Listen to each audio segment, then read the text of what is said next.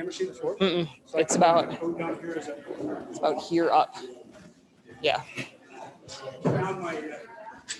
Yeah. Good evening. Can everybody hear me okay? Okay, I'll turn it up when I get back there. I'm Angela Metler. I am an administrative assistant in the president's office at South Dakota Mines. Welcome to everyone. Thank you for attending this evening. Thank you also to our online attendees. We've been doing a hybrid online and in-person STEAM Cafe since about July of last year, I think is when we started it. And it's worked really well. So we'll probably just continue doing it this way till the end of time. STEAM Cafe is a partnership between South Dakota Mines, Hay Camp Brewing, and South Dakota Public Broadcasting. So I want to thank South Dakota Public Broadcasting and Hay Camp for letting us continue to put this on. It happens every third Tuesday of the month. This Tuesday, we are happy to have Dr. Robert Hall from the Department of Mining Engineering and Management speaking about the new mining hub coming to campus. So without further ado, take it away. Check, check. Can everyone hear me okay? Great. Thanks, Angela. Thanks, everyone, for showing up. Thank God I have friends. No. Anyway, it's my pleasure to be here today. And for those of you online, welcome. And for those of you who don't know me, I'm Rob Hall. Recently moved to South Dakota from Canada. And happy to be here and happy to tell you a little bit about the mining hub, which is really an exciting thing of many exciting things that are happening to the school right now. So today we're going to talk about the mining hub, innovations powering the fourth industrial revolution. I didn't know about the fourth industrial revolution until about 3 months ago when we started fundraising for the new MI building. And I learned a lot more about it in the last couple of days getting ready for this presentation. So what's our journey today? Introduction done. I'm going to give you a little bit of what I learned about what the fourth industrial revolution is, and it's incredible what's happening in the world right now. I'm going to talk a little bit about mining, why it's still important, why it's going to stay important. Going to talk about mining in the fourth industrial revolution. As you know, some people think that we can get rid of mining, but evidence says otherwise. Introduce you to the mining hub, which is going to be key for South Dakota and hopefully will play a role in the US and beyond in supporting emerging technologies in the mining industry. And then we'll have some questions and discussions. So, why are things going so crazy in terms of the amount of technology that we have? So how many have heard of the Internet of Things? So basically, you know, I can pick up my phone right now, and I'm sure a lot of you can. I can check the temperature in my house. If somebody comes to my door, I'll get a message on my phone saying that someone's at the door. So that's part of the Internet of Things. We're a connected world. And some of the premises behind the Internet of Things is, can we have things talk to each other and do things better? For example, John Deere is looking at sensors that they put in soil that they can have it talk to the farm equipment to tell it how much moisture needs to be applied in certain areas of the farm. And if you go one step further, you've got an autonomous tractor, which exists, then you don't have a person involved at all. So that's just one small aspect of the Internet of Things. You know, I was thinking coming over here, it'd be nice if my self-driving car could get a message from my fridge telling me that I need a beer. My car would phone ahead to the liquor store, order my beer for me, drive itself through the drive-through and pick it up for me, and I could go home and have a beer. So other things, you know, robotics. I remember in the 2000s, having a robot that could walk was like almost thought impossible, and now we have robots that can walk.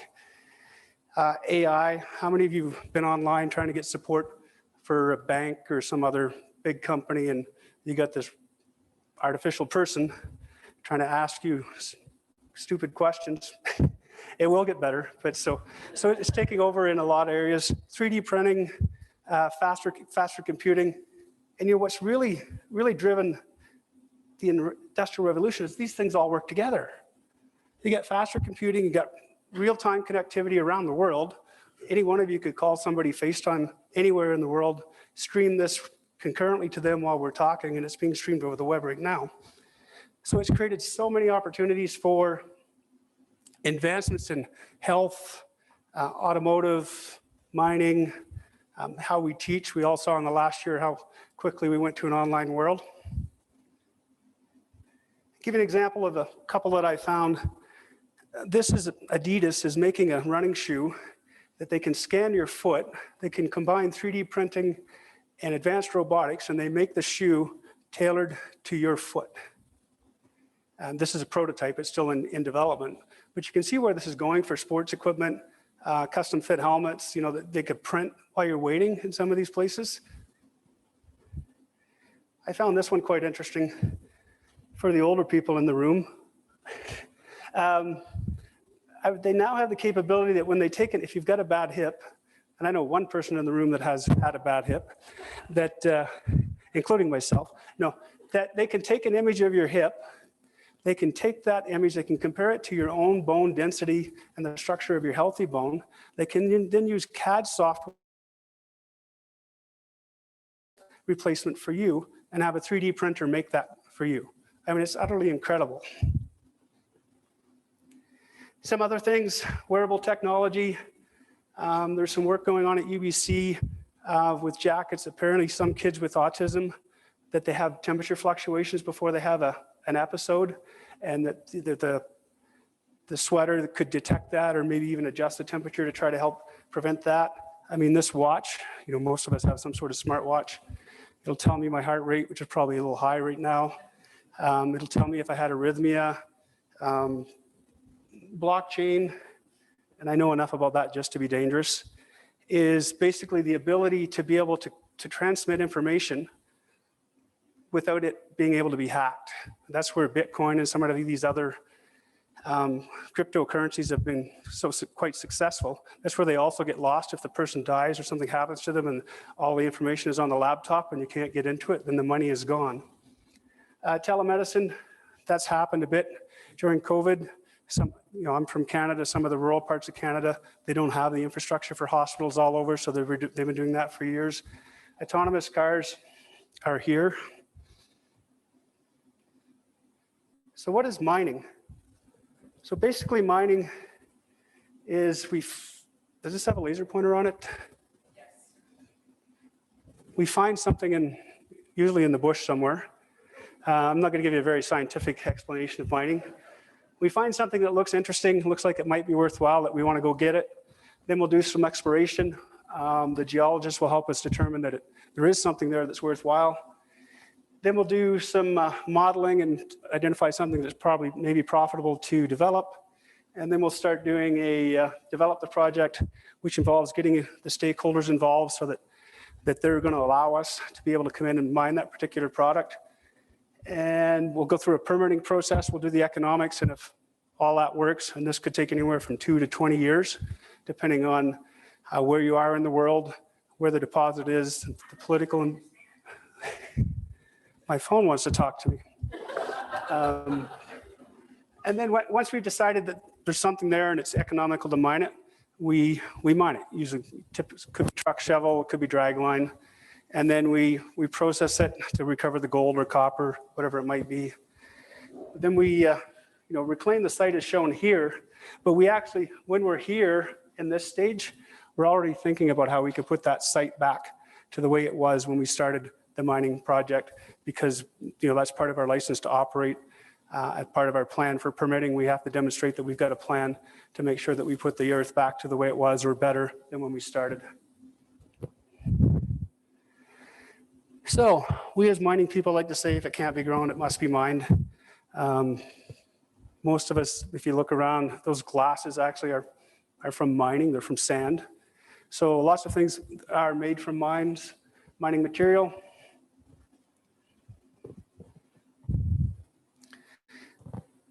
So this is a slide from the Minerals Education Coalition org. Apparently, each American will need about 3.19 million pounds of minerals, metals, and fuels in their lifetime. It's a little lower in Canada because we're more efficient. I'm not going to go through all of these in detail, but this is what we actually have the capability of to recover in South Dakota. So clays, iron ore, gold, sand and gravel, and other minerals.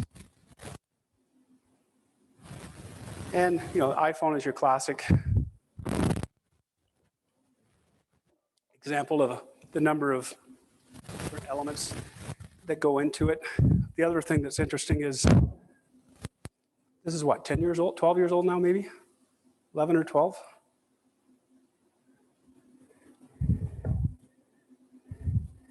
So how does mining impact the US? The latest data I could find was 2017.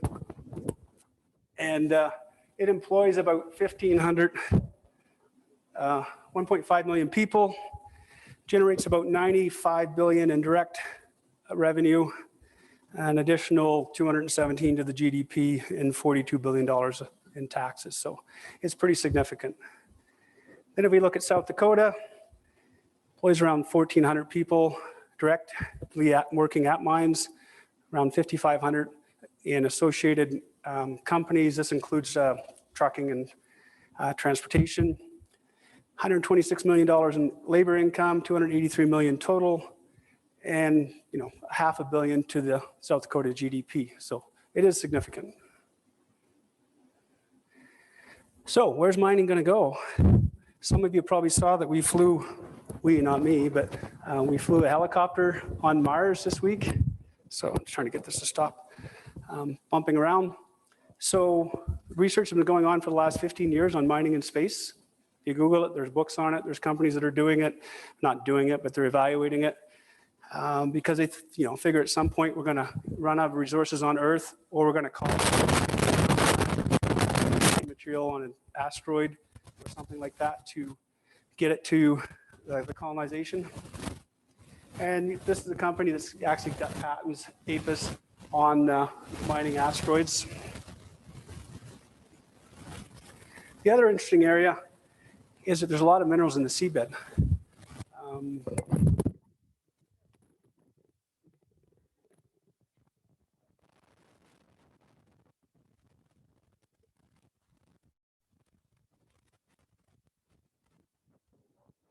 This is pretty sensitive. Basically, the idea is, and I had actually worked on a project with this with Placer Dome when I was at UBC, and they went offshore off of Papua New Guinea, and they dropped to a ship down to the bottom of the seafloor, and take some samples to see what was down there. There's a lot of unknowns around seabed, space mining and seabed mining, more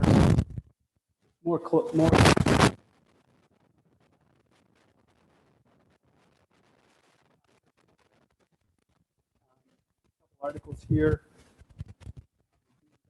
Doesn't want sea mining. Environmentalists want Norway to stop, so it may or may not happen. And this is basically a road header that could be used at the bottom of a seabed for recovering metals. So we talked about how some people think mining is going away.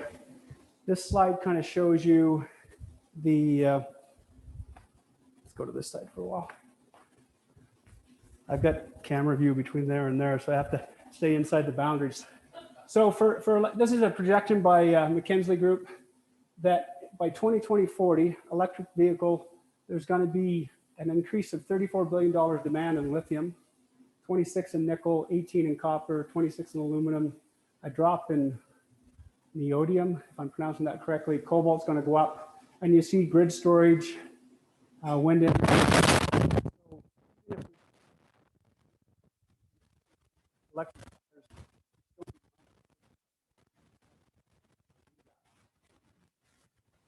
And here's one that's a bit more concerning, which some of you know and some of you don't know. This is showing battery.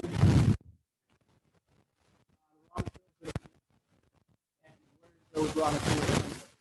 So China is the biggest producer for batteries. For processed material, China is by far the biggest producer. For components, China is by far the biggest producer. And for assembly, China is by far the biggest producer. If you look at minerals, again, same story other than when you get into assembly. The European Union is assembling more minerals. And looking at solar panels, again, China is a dominant provider. of the natural resources. You need to make them. They do the processing that makes it so that we take everything we actually mentioned. And, you know, it's become apparent for any of you that have been following some of the news that critical minerals is another term that they're using, is, you know, the U.S. and other countries are at risk because we don't have the capacity to support environmental development with these materials. So, some of you probably have heard of Elon Musk. I tried to get him to come, but he wouldn't pick up my call. Tesla recently invested in a mine because they wanted to ensure that they had a continuous supply of nickel for creating their electric cars. I still want to try to get him somehow on a video for the mining hub or something. So, we talked a little bit about the Industrial Revolution. Just going to swing back to it for a second. So, in the 60s, you know, was what they call the first industrial revolution, led to factories, transportation, 1800s mass production, steel, oil, combustible engines, mid 1900s semiconductors, computers, and internet, and then now with digitalization and internet and things like that, it's the fourth. But the interesting thing is, and this one here was in the early 1700s, and that's around mostly farming, so mills and thrashers and things like that.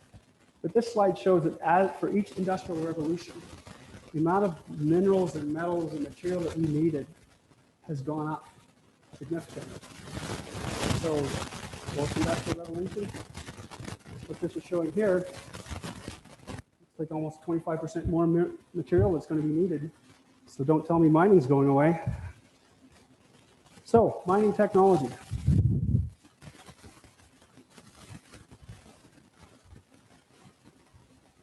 So, I didn't connect to the internet here, did I?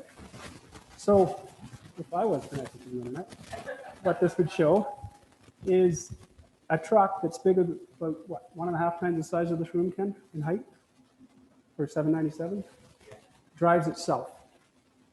So it has the ability to drive around a mine site, to know where the shovel is, to back into the shovel to be loaded, and then be told by a computer system that it needs to go to the crusher or to the waste dump and drive there and dump them and repeat all day long.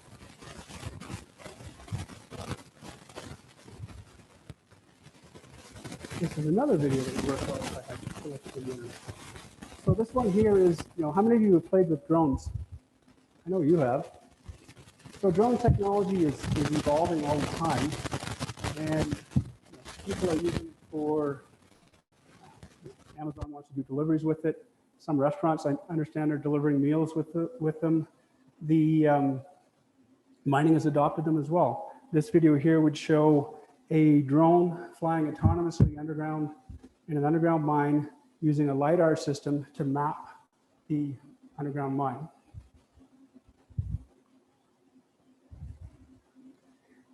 We also use drones for surveying. So they fly over the mine site and they've got cameras or they've got LiDAR or different systems on them, and they will give us an idea of how much material we've moved, and you know, we report that back directly to the company. So this picture here, which should have been a video, is showing data coming off different pieces of equipment. Remember we talked about the Internet of Things and how different things could be connected. So when we look at this drill is a blast hole, surface blast hole drill, and these drills now have the capability to, using the onboard sensors that they have, to tell you what type of rock they're drilling through.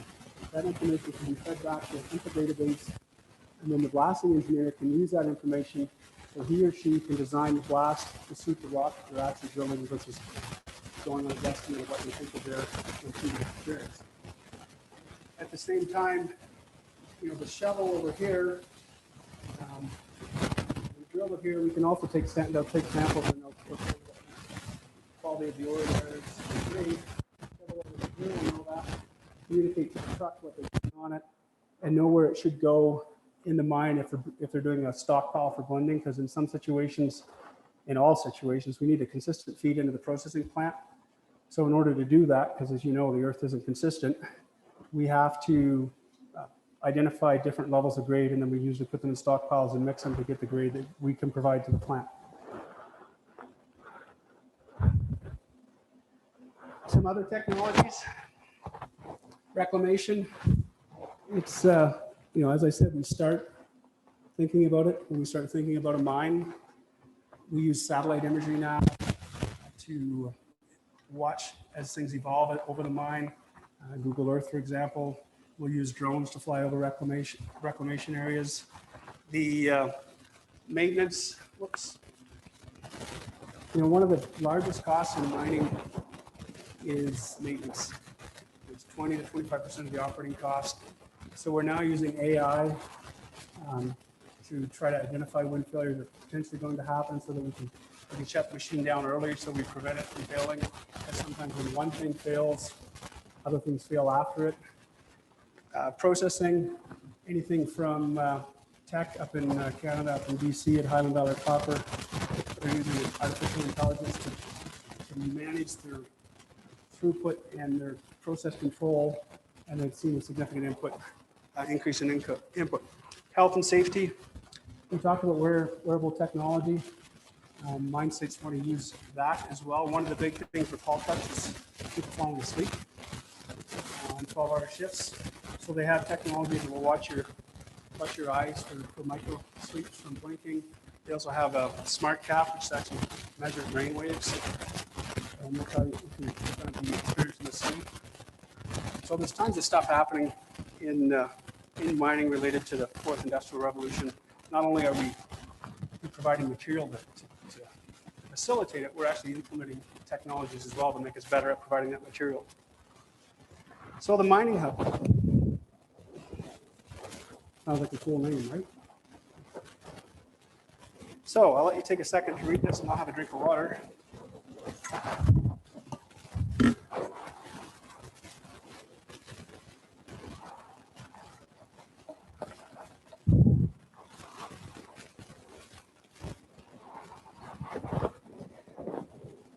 So this is why I'm in South Dakota. The ability to be part of creating the mining hub. And so basically the idea behind this is that we want to put South Dakota mines on the map as a world leader in innovative research and development for the mining industry, both open pit and underground, in a lot of different areas. So this is conceptual at this point. Basically, at the center, we've got the hub, and then we've got these different research themes: critical minerals, intelligent materials, mine to mill, and these are just a sampling of what they could be. We've also got the CAT lab, which I'll talk a little bit more, which is already happening. This is an existing organization on campus that does a lot of analytics for characterization of material that will play a key role in the hub. We're creating a center for professional development, because one of the things that's happening as the industry is changing is that people need to change with it. So we have to have training available to allow companies, and usually virtual training, because people can't leave their job for a couple months, come here to take a course. So we're doing a lot of virtual training. And you know, we had one mining company tell us on Friday at our industrial advisory board meeting that they're not trainers, right? They're miners. They want people like us that are trained to educate to provide the services for them. And the other thing about this is, one of the unique things about our school is that we have mining, geological and geological engineering, materials and metallurgy, all in the same school, all in the same building. And so that positions us to uniquely be able to solve problems that most of the other schools in the US, Canada, and the world can't.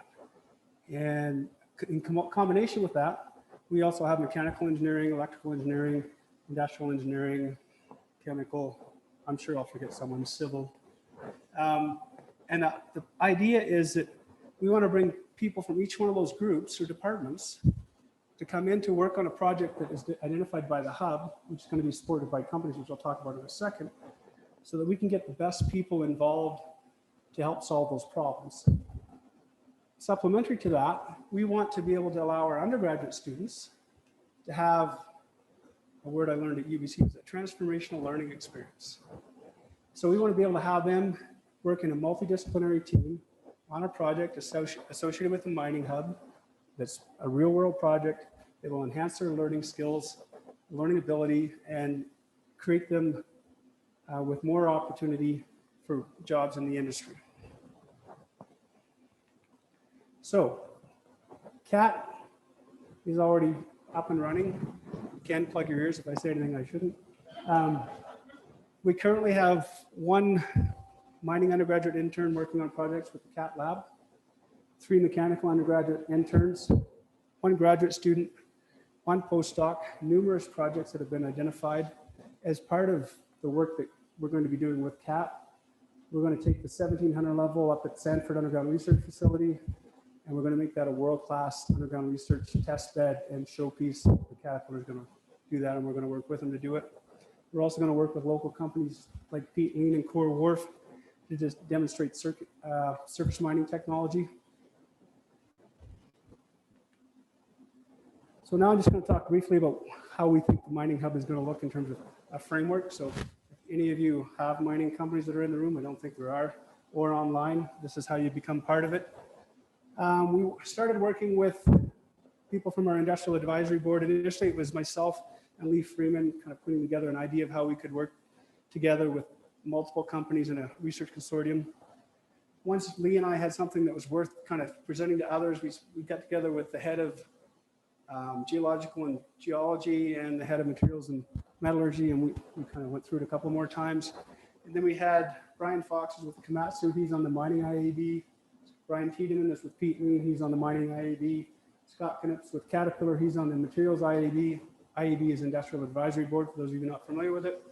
Wayne Douglas is with FL Smith, they're a processing equipment supplier. Steve, and he's on the materials IAB. Steve O'Rourke is with Western Dakota Resources. He's on the geological and geology and geological engineering IAB. And Barb Nielsen is with Freeport McMoran, and she is on the geology and geological engineering IAB. So we went, I think I said on Friday when I talked to my IAB that about 9 iterations before we came up with something now that we're ready to go out and try to get people to join. So one of the things that, for those of you that maybe were students or couple. So one of the things that you don't realize when you become an engineer is that you're also becoming a salesperson.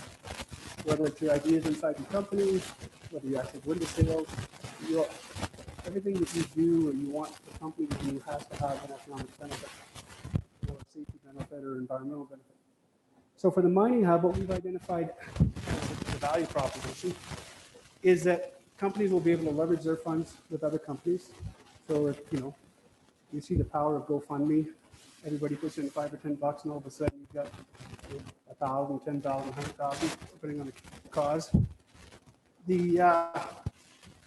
It'll cost them less to work with the school.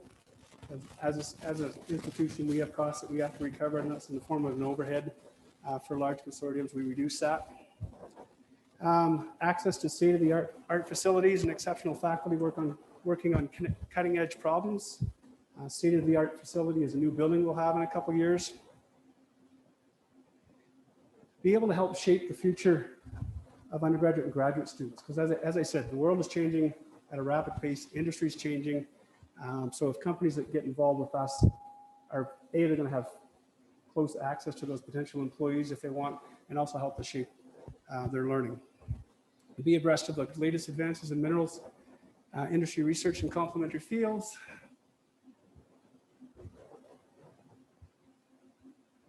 And that's kind of what a membership would look like. So basically, bronze, silver, gold, platinum, kind of modeled after a conference. And with the higher levels of membership, you get some professional development for free.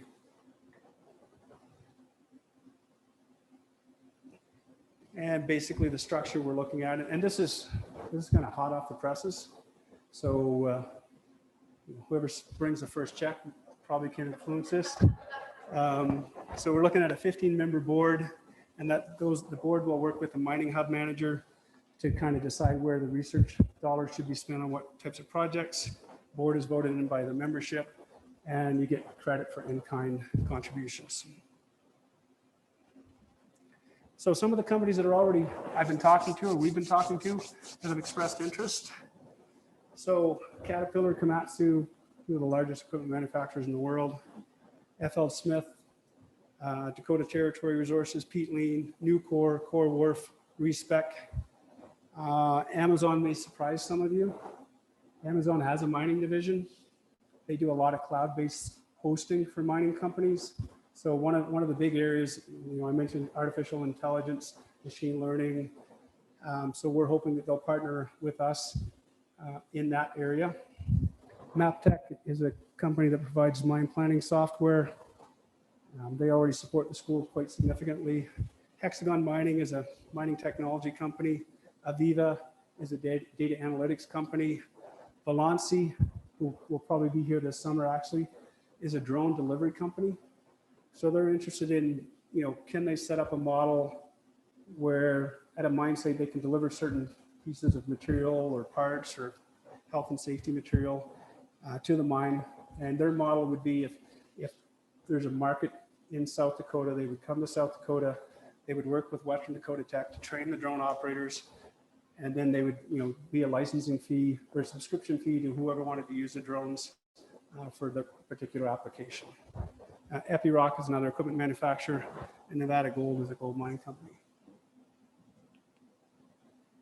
This video won't play, but this is a CNBC, and it talks about the world global meeting in Davos, and gives another iteration of what the fourth industrial revolution is. But I mean, if you Google it, there's lots of different opinions. But great things happening here at the school. The opportunity to be part of, we're gonna change the industry, probably change the world in a positive way. So really appreciate you taking the time to come and listen. And now, if you have any questions, I'd be happy to try to answer them. But I'm perfectly okay with saying I don't know you guys. Thank you.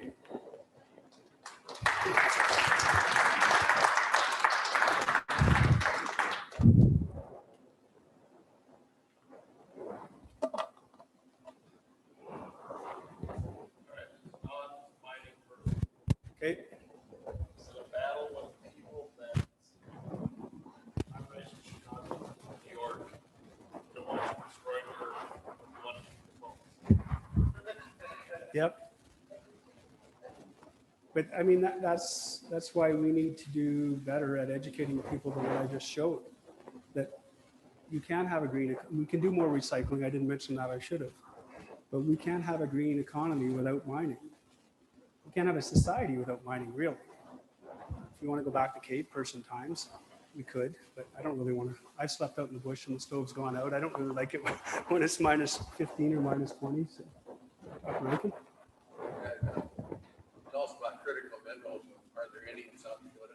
There are, yeah. There's quite a few. I was going to put that in, but I wasn't sure I had time. But there is, and we're working at the school, and it's one of the spokes on the hub. We've actually went through an exercise and identified the areas in South Dakota that have critical minerals and what they are. And now we're working on ways to figure out what the next steps are. Because, I mean, you saw the mining cycle, right? From knowing where they are to actually being able to mine them could take 3 to 15 years, depending on how easy it is to get the permitting in place and get the public support, like you asked about. And so, yeah. So something we need to get on as a nation right away. Rob? What kind of outreach have you got planned for the youth of America as we try to re-educate them on what they've been told about the anti-mining mentality? How are we going to reach these young people to get them interested in the necessity? Well, I mean, we're trying. The Society of Mining Engineers is working on it. The Minerals Education Resource website has a lot of material there. We're trying to do it from the school level for, the high school level and down to make, if they don't come to take mining, at least recognize it as it's a necessary thing that society needs. But it's, engineering in general has not done well at promoting itself. And you've heard that, how do you tell an introverted from an extroverted engineer? You heard that one? So this is the introverted engineer. This is the extroverted engineer. So, but we need to do better at it. We definitely need to do better. You've indicated that the young that have been told money is bad for decades. Yeah. Getting them interested in the necessity of them. Yeah, I mean, and somebody said there used to be a mining TV show in South Dakota at one point. Did we have that conversation? No? But we need to get out in the public eye somehow for sure. Okay, yeah. Any other questions? Anything from online? Okay. Liz? Oh, sure. On your board that you've got, have you got somebody, it used to be a course called Comtech. You got anybody on your board that is coming from that field? Communications is what I'm hearing that some of the concerns are that for non-mining people. Yeah. I mean, I'm hoping to convince my team, and half of them are here, that we had a discussion at our industrial advisory board last Friday about having people come on that are diverse thinkers. And one of the areas that we don't know much about is marketing. And so there's a couple of names that are floating around that we're hoping, if they're the right fit, that we would bring them onto the board to help us with marketing, because it's, you got to know get the right message for the right audience and get it out there in a timely manner and consistently and repeatedly, right? So it's on our radar. So thanks for the question. Liz?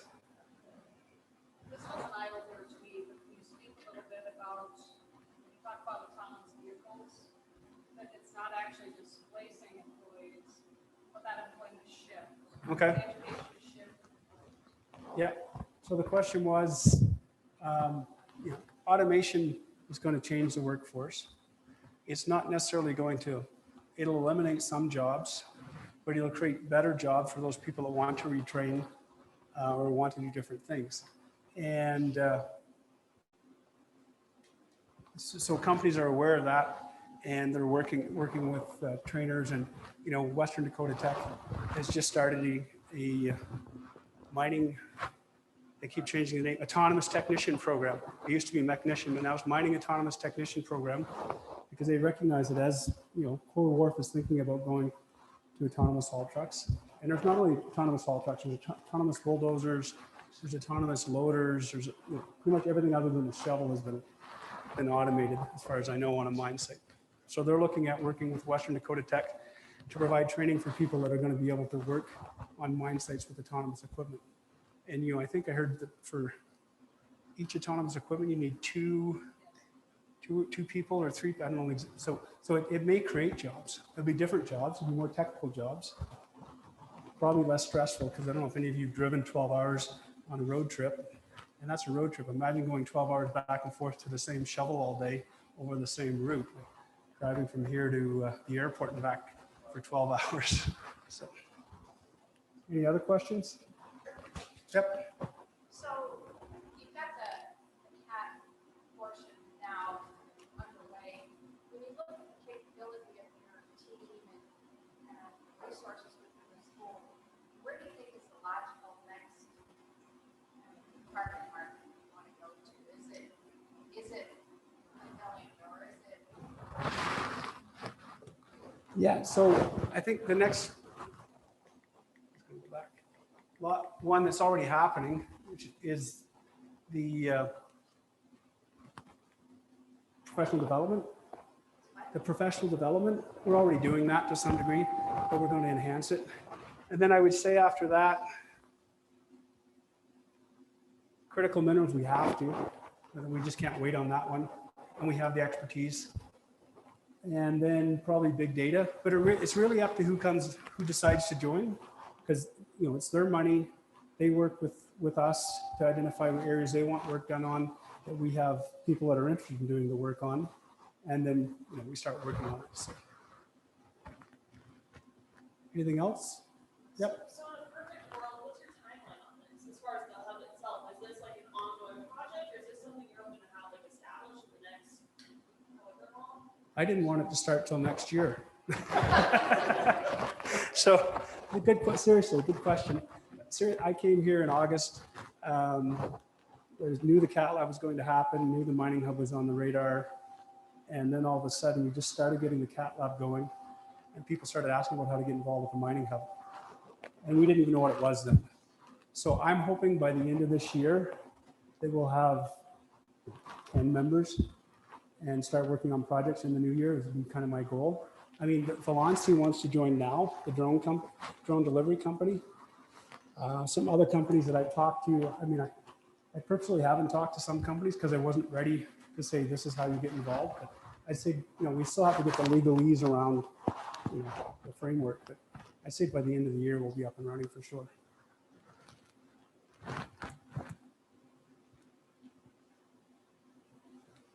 Going once, twice.